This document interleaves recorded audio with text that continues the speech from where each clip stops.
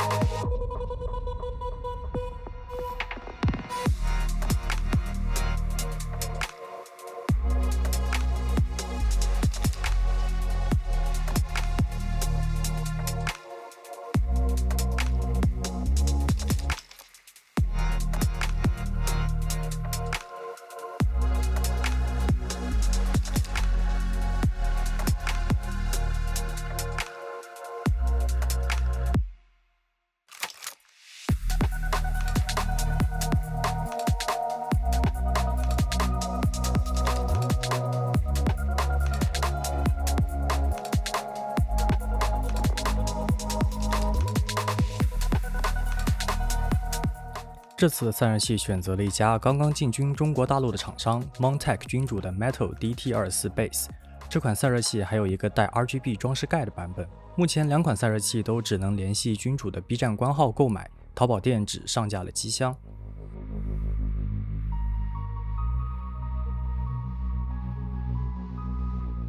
君主的风扇非常戳我的审美，简约无光的设计辅以一圈银色的金属饰条，很符合这次的主题。要是能有金色饰条的版本，那就更适合 ProArts 的黑金风格了。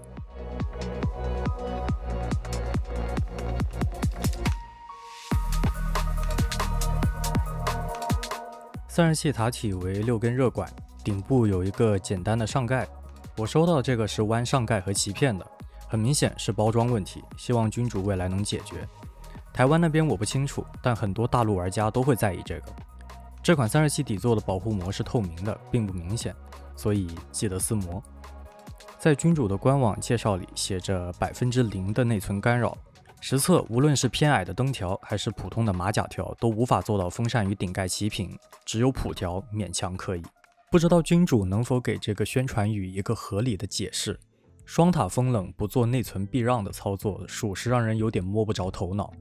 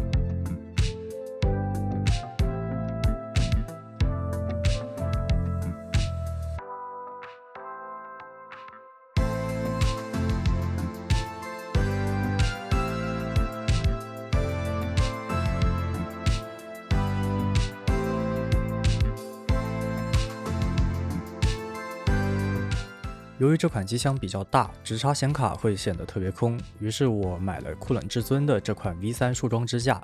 它通过卡扣和螺丝能实现左右和前后的调节，并且还能支持 MATX 机箱。虽然市面上有更便宜的产品，但对于我们这个追求外观的频道来说， V3 支架更多的调节角度意味着我们不需要在外观上妥协，更高的价格换来更好的兼容性，我认为是值得的。